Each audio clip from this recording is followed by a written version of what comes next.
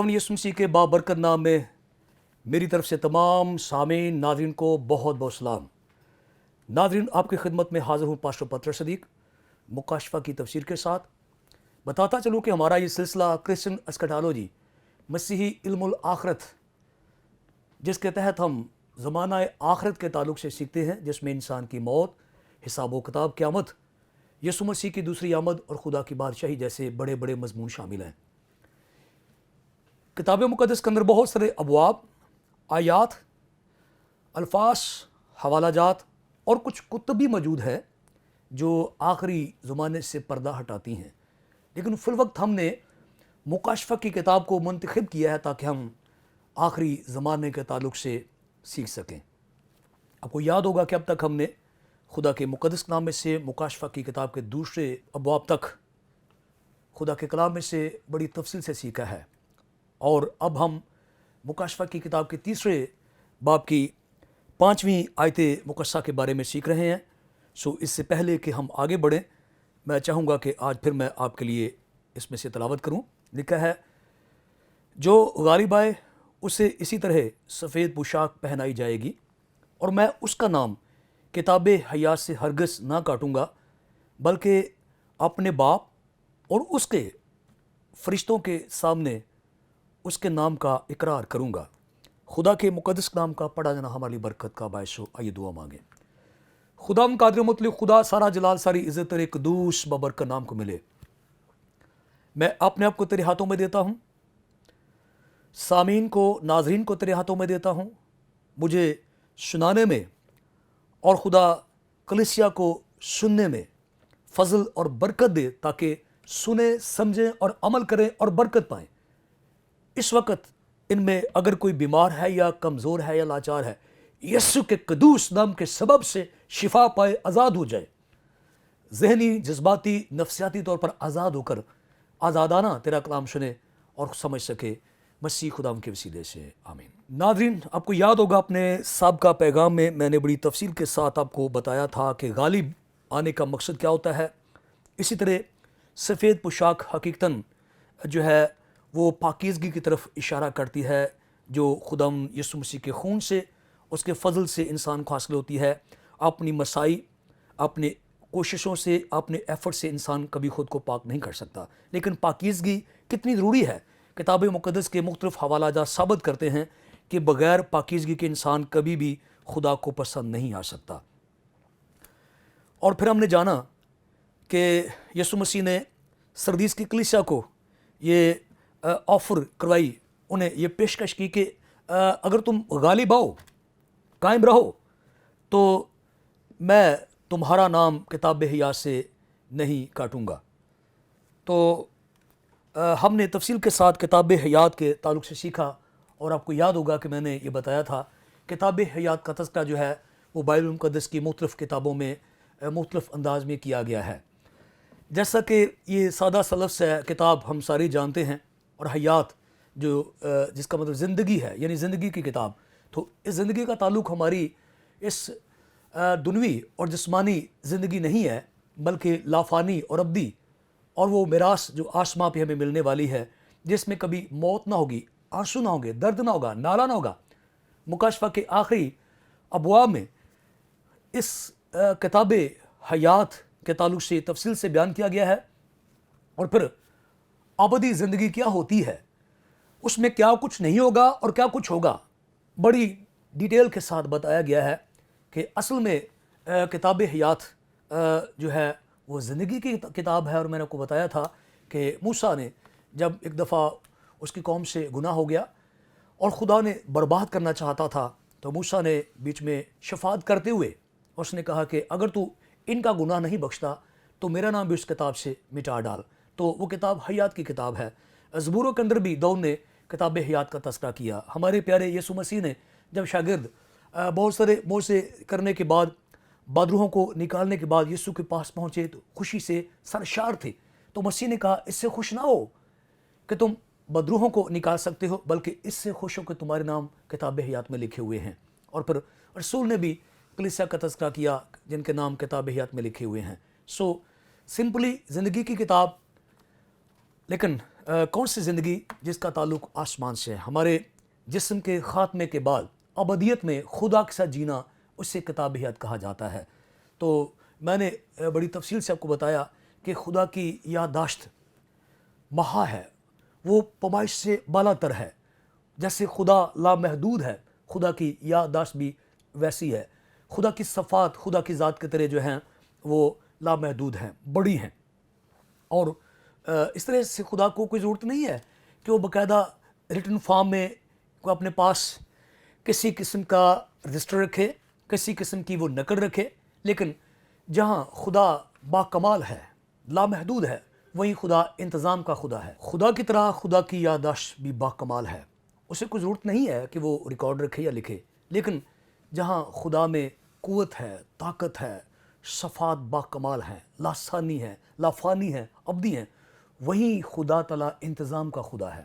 اور ہم نے سیکھا تھا تفصیل کے ساتھ کہ کتاب مقدس میں بہت سارے مقامات ہیں جہاں خدا نے لکھنے کی طرف اشارہ دیا. ہمارے پاس جو توریت کی کتاب ہے، پہلی 5 کتابیں ہیں، وہاں خدا نے موسیٰ سے باقاعدہ طور پر کہا ان باتوں کو یادداشت کے طور پر لکھ لے. تو خدا تعالیٰ لکھائی کی طرف اشارہ کرتا ہے. تو ہم سب کچھ جانیں گے جب ہم خدا کی بادشاہی میں داخل ہوں گے. تاہم معلوم ہوتا ہے بہت سارے حوالات کی روشنی میں کہ آسمان پر مقدسوں کا باضابطہ طور پر اور باقاعدہ طور پر ریکارڈ محفوظ کیا جاتا ہے. اور اس خدمت کے لیے فرشتے جو ہیں ان کو تعینات کیا گیا ہے تاکہ وہ ان مقدسوں کا نام لکھیں جو خدا یسوع مسیح پر ایمان رکھتے ہیں. پھر میں نے بتایا تھا کہ یسوع مسیح یہاں پہ کہتے ہیں سردیس کی کلیسیا سے کہ تیرا نام نہیں کاٹوں گا. وہ سردیس کی کلیسیا کی اکثریت کا روحانی معیار وہ نہیں ہے. اپنے روحانی سٹینڈرڈ سے، روحانی معیار سے گر چکے ہیں. پاکیزگی ویسی نہیں ہے، ڈیووشن ویسی نہیں ہے، دعا ویسی نہیں ہے، کتاب مقدس کا مطالعہ ایسا نہیں ہے، چرچ کے ساتھ جو ہے ان کا تعلقات ویسے نہیں ہے، خود کی رفاقت ایسی نہیں ہے. حتیٰ کہ ہر ایک معیار سے وہ گرے ہوئے ہیں. لیکن خدا میری اور آپ کی طرح جذباتی خدا نہیں ہے کہ ادھر کسی نے گناہ کیا اور فی الفور اسے جو ہے وہ نکال دیا اور اس کا نام کاٹ دیا. خدا تحمل کرتا ہے. خدا کے تحمل سے مراد جو ہے وہ میری اور آپ کی طرح کا تحمل نہیں ہے، بلکہ وہ ہماری سوچ اور پیمائش سے بہت بالا تر ہے. تو یوں کہہ لیجئے کہ خدا فی الفور کسی کا نام کتاب حیات سے کاٹ نہیں دیتا. جب وہ خدا کی مقدس سوری میں آ جاتا ہے تو کسی مقدس نے کہا ہے کہ خدا کسی بھی راست باز کے بارے میں انتظار کرتا ہے، ایون کہ مرتے دم تک بھی وہ انتظار کرتا ہے کہ کبھی نہ کبھی کوئی شخص لوٹ کر واپس آئے گا، تب اس کا ریکارڈ جو ہے وہ بند کر دیا جاتا ہے. تو اسی طرح سے یہ نہیں کہ آج میں خدا کا خادم ہوں اور کل کسی گناہ کی وجہ سے گر جاتا ہوں تو خدا فی الفور جذباتی ہو کر میرا نام کاٹ دے گا. خدا انتظار کرتا ہے اور اس کے لیے پوری کتاب مقدس اس کی پشت پہ کھڑی ہے. خدا کی آواز بھی ہمیں سنائی دیتی ہے، اے برگشتہ فرزندو واپس آ جاؤ. جب تک یہ دنیا باقی ہے خدا آواز دیتا رہے گا مقدسوں کو، راست بازوں کو جو گر جاتے ہیں، گندگی میں، ناپاکی میں، ناراستی میں چلے جاتے ہیں. خدا انہیں آواز دیتا رہتا ہے واپس آ جائیں. جب بھی کبھی واپس آ جائیں وہ خدا کے خاندان میں شامل ہو جاتے ہیں اور کتاب حیات میں ان کا نام جو ہے وہ برقرار رہتا ہے.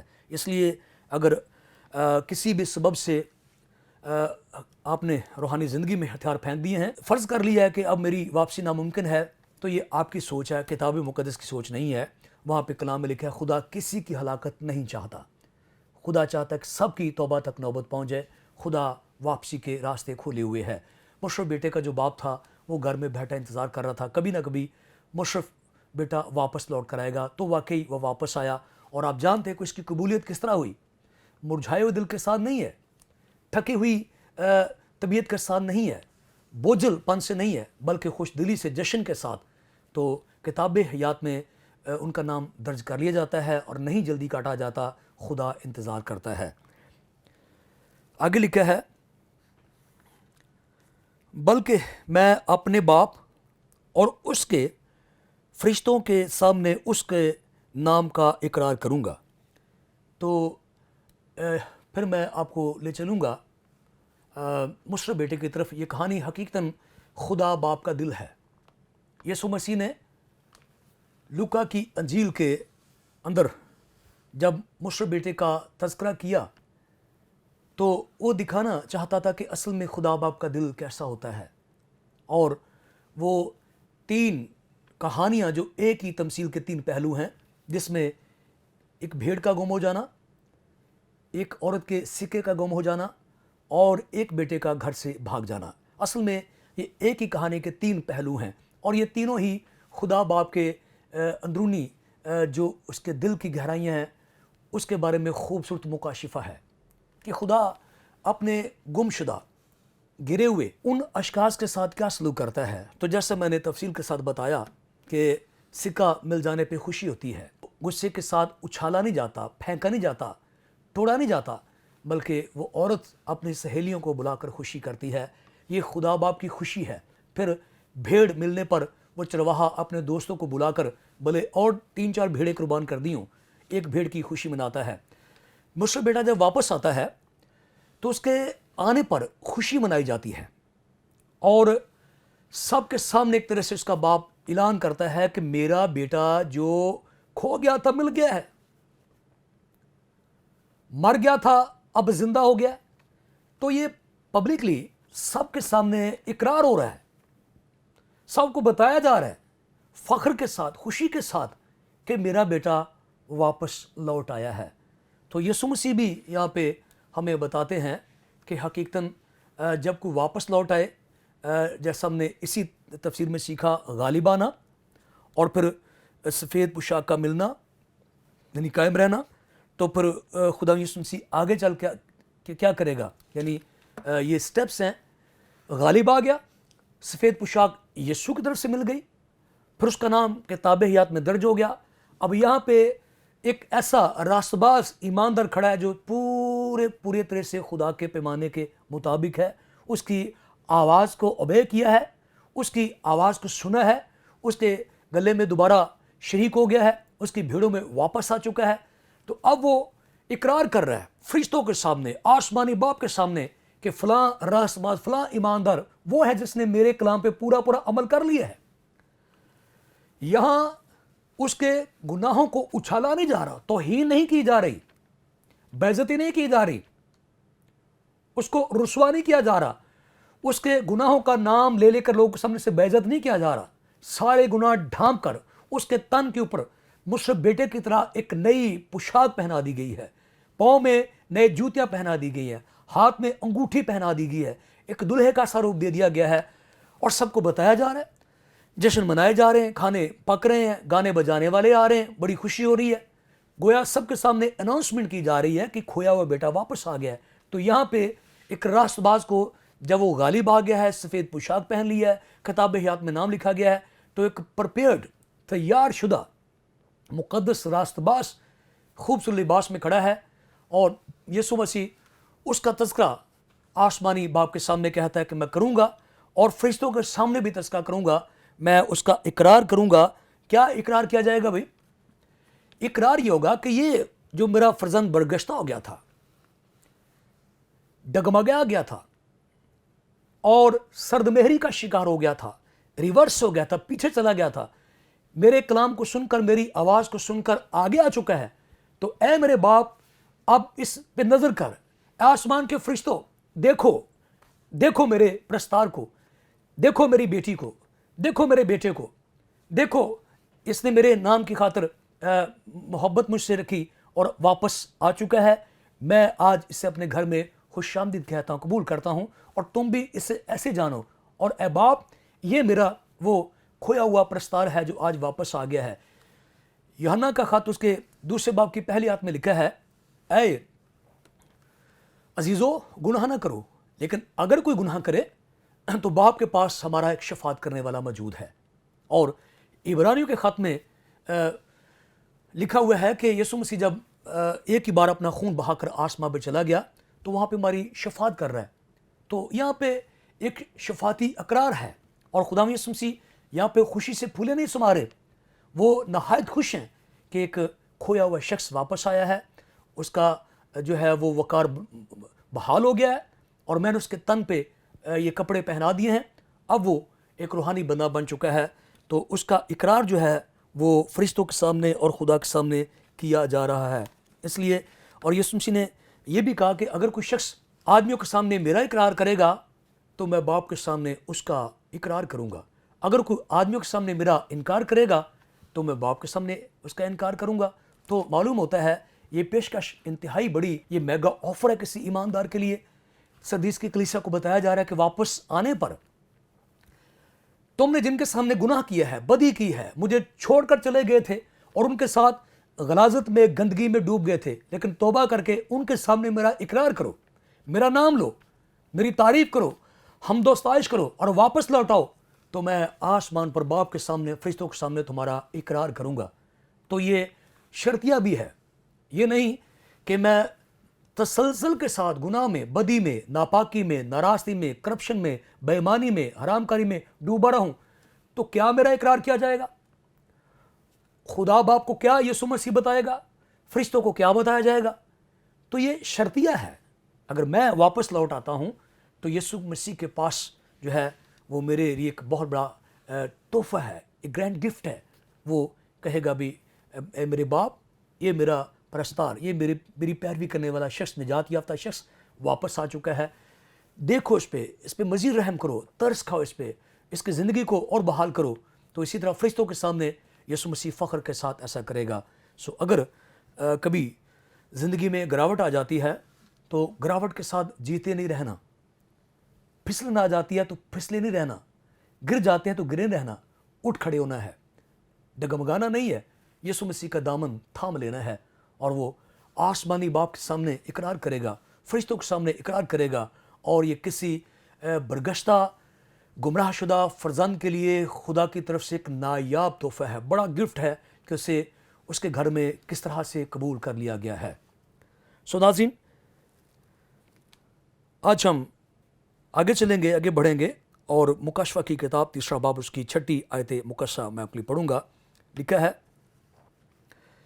جس کے کان ہوں وہ سنے کہ روح کلیسیوں سے کیا فرماتا ہے. یہاں پہ لکھا ہے جس کے کان ہوں وہ سنے کہ روح کلیسیوں سے کیا فرماتا ہے. تو غالباً ہم سب ہی کان رکھتے ہیں، لیکن یہاں پہ جس بات کی طرف اشارہ ہے وہ توجہ ہے، اٹینشن ہے، ہماری میڈیٹیٹ کرنا ہے، پوری طرح سے ان الفاظ میں غرق ہو جانا ہے اور اس کی آواز پر کان دھرنا ہے، دیانتداری سے سننا ہے، توجہ کے ساتھ سننا ہے. کتاب مقدس میں بار بار ایسے الفاظ ہیں کہ خدا کا کلام سنو، دھیان سے سنو، غور سے سنو، توجہ کرو. تو جس کے کان ہمراہ، جس کی اٹینشن ہے، توجہ ہے، جو میڈیٹیٹ کرتا ہے اور پوری ذمہ داری سے کلام حق کی باتوں کو سنتا ہے، اور پوری ذمہ داری کے ساتھ میرے کلام کو سنے کہ روح کلیسیوں سے کیا فرماتا ہے. تو جس طرح کہ میں پہلے بھی بتا چکا ہوں، یہاں پہ لکھا ہے کہ روح کلیسیوں سے کیا فرماتا ہے. ہمارے بہت سے ایسے بھائی ہیں، بہت سے ایسے لوگ ہیں جو روح القدس کو شخصیت نہیں مانتے. ان کے خیال میں روح القدس ایک پاور ہے، ایک طاقت ہے، سخت ہے، ایک زور ہے. لیکن کتاب مقدس اور مسیحی عقیدہ تثلیث فی التوحید کے مطابق خدا باپ، بیٹا اور روح القدس یہ تثلیث کے 3 اقانیم ہیں، اور روح القدس تیسرا اقنوم ہے جو جوہر میں خدا باپ کی طرح ہے، یسوع مسیح کی طرح ہے. اور یہ تینوں غیر منقسم ہیں، تقسیم نہیں ہو سکتے، کوئی چھوٹا یا بڑا نہیں ہے. ان میں ازلی ابدی یکتائی ہے اور کوئی اس یکتائی کو ختم نہیں کر سکتا، کوئی سے بڑھا کر یا کم کر کے پیش نہیں کر سکتا. ابتدائی کلیسیا نے ہی اس کی بنیاد رکھی. 2 صدی میں مقدسوں نے جو ہے تثلیث فی التوحید کا عقیدہ جو ہے وہ متعارف کرایا، جس کا ایک ایک لفظ کتاب مقدس کے اندر درج ہے. اور مسیحی سچا ایمان جو ہے وہ تثلیث فی التوحید پر ایمان رکھتا ہے اور روح القدس کو کوئی ضمنی طاقت نہیں مانتا، کوئی چھوٹی قوت نہیں ہے، بلکہ روح القدس خدا ہے اور شخصیت ہے. کتاب مقدس کے اندر بے شمار دفعہ پر روح القدس نے نبیوں سے، مقدسوں سے، راہبانوں سے کلام کیا، اور ہم جانتے ہیں کہ روح القدس کا باقاعدہ اور باضابطہ طور پر کتاب مقدس کی پیشتر نبوتوں کے مطابق عید پینتیکوس کے روز ایمال دوسرے باب کے اندر جو ہے اس کا ظہور ہوا، اور روح القدس باضابطہ طور پر شاگردوں سے کلام کرنے لگا. اور ایمال کی کتاب کے اندر روح القدس ایک شخصیت کے طور پر ہمیں دکھائی دیتا ہے. ہم خدا کے کلام میں پڑھتے جانتے ہیں، ہمیں غالباً اعمال کی کتاب کے 5ویں باب کے اندر سفیرہ حننیہ کا واقعہ کبھی بھولنا نہیں چاہیے کہ جب دونوں میاں بیوی نے باری باری جو ہے وہ پطرس کے پاس آ کر جھوٹ بولا، تو پطرس نے انہیں صاف کہا کہ کیا تمہیں اس بات کے لیے ذرا بھی خیال نہیں کہ تم روح القدس سے جھوٹ بول رہے ہو؟ تو پطرس یہ نہیں کہہ رہا کہ تم مجھ سے جھوٹ بول رہے ہو، روح القدس سے. تو وہاں پہ روح القدس کو ایک شخصیت کے طور پر متعارف کرایا گیا ہے. تو رسولوں کے اعمال کے اندر غالباً 16ویں باب میں لکھا ہے کہ پولس رسول فرماتے ہیں کہ جب ہم نے بطونیہ میں، آسیا میں، مختلف علاقوں میں یعنی ایشیا کے اندر انجیل سنانے کے لیے جانا چاہا تو روح نے ہمیں روکا. تو وہاں پہ ہمیں روح القدس سے ایک پرسنالٹی نظر آتی ہے. پھر اعمال کے 13ویں باب میں لکھا ہے کہ جب انطاکیہ میں کلیسیا روزے رکھ رہی تھی، دعا کر رہی تھی، تو روح القدس نے کہا کہ میرے لیے پولس اور سیلاس کو جو ہے مخصوص کر دو. تو یہ وہی ٹرمنالوجی ہے، یہ وہی اصطلاحات ہیں، یہ وہی الفاظ ہیں جو خدا باپ عہد عتیق میں بولتا ہے. جیسے یسوع مسیح بولتا ہے میرے لیے یہ کرو اور یہ نہ کرو، یہاں پہ جانا ہے اور وہاں پہ نہیں جانا. تو یہ ایک پرسن ہے، ایک شخصیت ہی ایسے الفاظ کہہ سکتی ہے. تو یاد رکھیے یہاں پہ لکھا ہے کہ روح کلیسیوں سے کیا فرماتا ہے. یعنی ہم نے دیکھا کہ ابتدا میں یسوع مسیح کلیسیوں کا وزٹ کر رہا ہے، خطوط یسوع مسیح کے ہیں، تو روح فرماتا ہے. یہ یکتا ہیں. کچھ لوگ جذباتی ہو کر کبھی کہیں گے جی فلاں جو زمانہ تھا وہ خدا باپ کا تھا، فلاں زمانہ یسوع مسیح کا تھا، فلاں زمانہ روح القدس کا ہے. تثلیث ازل سے ہے، اب تک یہ یکتا ہے، اور کبھی بھی جو ہے اس کو جو ہے تقسیم نہیں کیا جا سکتا. کبھی بھی ان کو تنہا یا اکیلے ہم کبھی شو نہیں کر سکتے. یہ ایسی یکتائی ہے جو میری آپ کی سمجھ سے بالکل بالا تر ہے. خداوند اس کلام کے سبب سے آپ سب کو بڑی برکت دے، سمجھنے کی صلاحیت اور طاقت عطا فرمائے تاکہ آپ کلام کو سنیں، سمجھیں اور برکت پائیں. خداوند آپ کے ساتھ ہو. آمین.